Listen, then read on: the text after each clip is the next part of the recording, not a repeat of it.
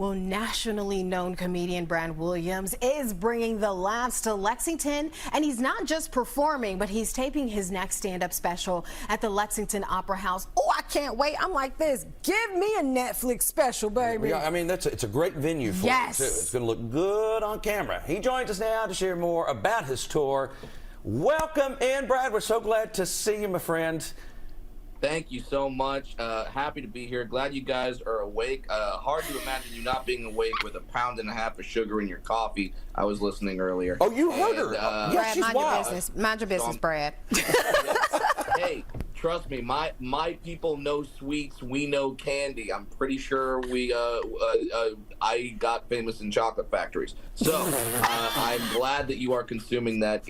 Enjoy. But even more glad, even more happy that I'm coming to Lexington October 25th, filming my next stand-up special there. We got 2 shows. The first one is pretty much sold out, but we got a few tickets available for the late show, and we would love to see you guys there.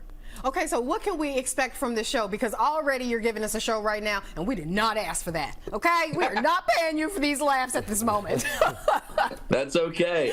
You can expect a lot of high energy, a lot of, I have ADD, so I'm like always running back and forth to the next topic. I can tell you one thing you cannot expect and will not happen at my show. I don't really talk about politics. I'm not smart enough to talk about politics. Some people are. That's great. No, but if you come to my show, I don't care who you vote for, don't care what race you are, don't care who you lay down with. I want over 1,000 people in the room at the same place at the same time, all thinking the exact same thing. Dwarves are funny.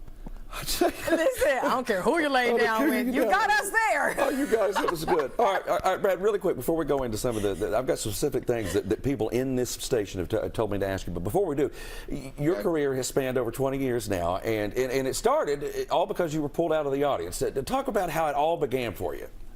Yeah, 21 years ago is when my career started. 21 years, that's like 42 in dwarf. Either way, the career started when I was in the audience of a stand-up comedy show, and the comedian was on stage, and I was just there with my dad just to watch a show. And the comedian started making midget jokes, and the audience around me was not laughing. They were like, and the comedian realized they weren't laughing and said, "What? Is one of them here?"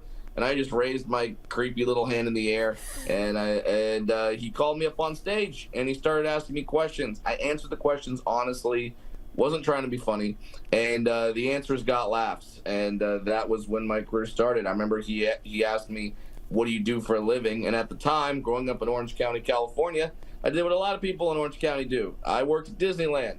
And when I said that, the audience laughed, and then I looked at them, I said, "Shut up, I'm not one of the 7.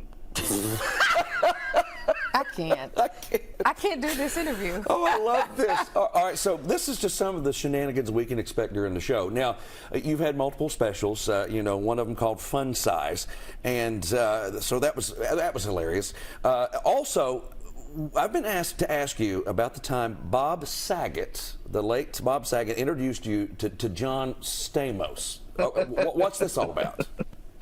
All right, I love your people who told you to ask me that. So, I was doing a show one time. It was one of these radio shows with a bunch of different comedians on it, and Bob Saget happened to be on the show. And at the time, I had never met Bob, and he sees me in the green room, and he runs up to me, and he grabs me, and he goes, "You have to come meet John Stamos." That's how he introduces himself to me. And I say, oh, okay, I'll come meet John Stamos. I go, "Why do I need to go meet John Stamos?" And Saget tells me that John Stamos is afraid of little people. No. Yes, he's afraid of little people. He has something called achondroplastophobia, which is a real thing. I've encountered it quite a few times on the road. And so I said, okay, I'll go meet John Stamos. I grew up on Full House. Hell yeah. So I go back to a separate dressing room, and that's where Stamos is hanging out. I see him. I run up, and I immediately grab his leg. No! And, morning TV. I'm going to town. Let's just say that. Yep. Gotcha. Yeah, I'm going to town on his leg, and that's when he looked down and saw me. And I'm going to tell you right now, I know John Stamos does some work with the Beach Boys. The Beach Boys can't hit the high note that John Stamos' scream hit when he saw me going to town on his leg. And Saget was just in the corner laughing hysterically because he had set up his friend. And the first time I met John Stamos, I accomplished what a lot of women want to accomplish, and a lot of dudes too, and that is to go to town. Go to town. Go to town. Brad Williams, you are hilarious. On his leg. You can find more information. Get tickets. He's got some tickets left. CentralBankCenter.com. Go check that out. I mean, but barely. Yeah. Right? It's going to be a good show. Okay, but Brad, you have to also come hang out with us as soon as you make your way in, okay? Get over to the station. Get All over right, here. all right. Absolutely. Bring me that sugar-flavored coffee. Yes. See, this is why he and I See gonna you, fight. Brad. All right. We've got more coming up.